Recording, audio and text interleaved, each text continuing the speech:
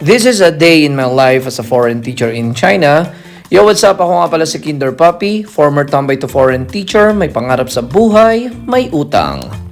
Yo, share ko lang, sobrang busy namin today as in sobra dahil nagpe-prepare kami for our year-end party dito sa school. As in, pinuno ng lantern ng bawat sulok ng school. Bossing ha, pag walang natira sa bonus namin charing.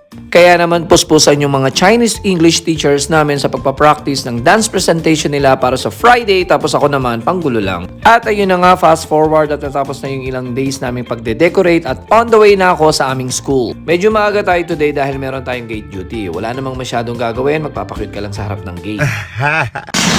Tapos nakakita ako ng yelo sa dinadaanan ko kaya sinipa-sipa ako na din habang naglalakad. Pag ito na-shoot ko sa goal, magkasing pogi talaga kami ni Cristiano Ronaldo.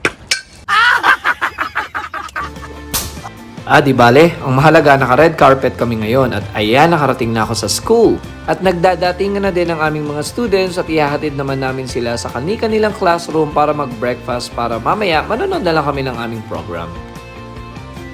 And we're live on TikTok! Este TikTok! Marketing strategy ng school namin para madagdagan na din yung aming mga estudyante.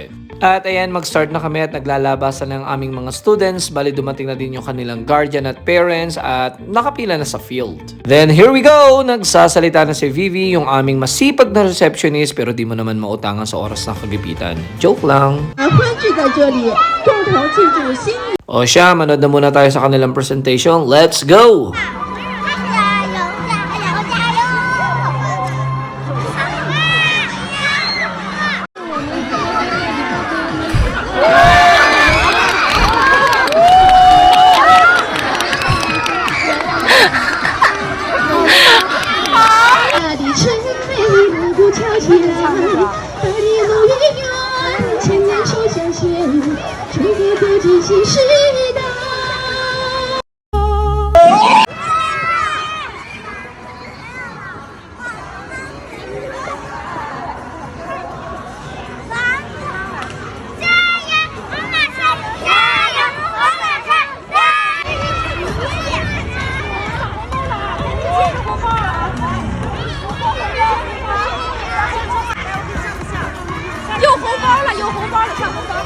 Ayan, natapos na nga yung pa-Apoy, pa-Regine Velasquez at yung pa-Sex Bomb Dancer at nagpapasukan na sila sa loob ng school para umpisahan na yung mga activities at kung ano-ano pa.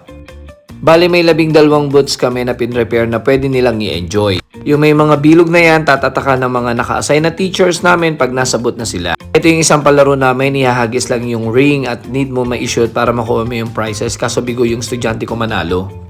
Kung sa akin yan, basic yan. O, di ba? Ito pa isa. Ay, sablay. Teka, isa pa. Ayun, shoot. 2 points. Then, sa kabilang booth naman, may pa-dumplings. O, di ba? Sarap na sarap si ante. Simot sarap, pati sabaw. Tapos may pa-drinks din. Actually, itong drinks na to, napaka-healthy nito.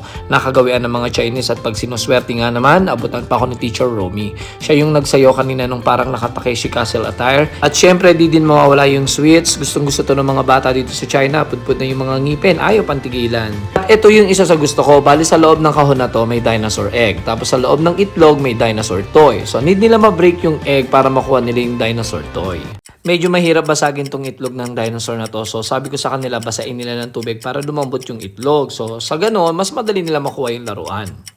So, see? Kita na yung dinosaur. Pero mas kitang-kita ko yung cute na baby ko. Busy na busy sa kanyang ginagawa. Oh, ang cute! Oh, ayan, oh, tumingin pa. Yan naman ang isa sa gusto ko dito sa China. Bukod sa sobrang cute ng mga bata, ang lalambing at mataas din ang respect talaga nila sa teacher nila. Pero ang isa sa pinaka-the best talaga dito, bukod sa benefit sa mga teacher, napaka-chill lang talaga ng trabaho ng mga kindergarten teacher dito. Masasabi ko yan. Kasi matagal ako nakapagtrabaho sa China. Sobrang easy lang talaga. Wala kang exam, wala kang gagawing quiz, wala kang gagawing grade, assessment, etc. No pressure talaga sa trabaho. Kaya mas pinili ko magtrabaho dito. Though gusto ko naman talaga ipagpatuloy din yung aking career sa Thailand doon, pero mas pinili ko ang China. At dito na nga natatapos ang aking vlog-vlogan. Sana nag-enjoy kayo sa panonood at may natutunan kayo sa video na to. Sa mga kapwa ko guro, try nyo pong mag-apply dito sa China dahil marami na naman pong hiring ngayong year. So paano po, nag-uuwian na yung mga estudyante namin. Magla-lunch na din po muna ako at sobra talaga nagutom ako today. Pero bago yan, ipakilala ko lang din muna sa inyo yung mga OJT namin geng-geng sa school. Tapos babati natin si Teacher Sherry sa inyo ng maligayang bagong taon.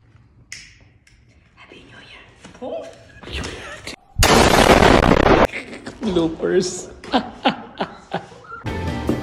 At muli, maraming salamat po sa panonood. Maligayang bagong taon po sa ating lahat at naway pagpalain tayo ng poong may kapal at pagtagumpay po tayong lahat sa laban natin sa buhay. Walang susuko, life is good, peace yo! Toto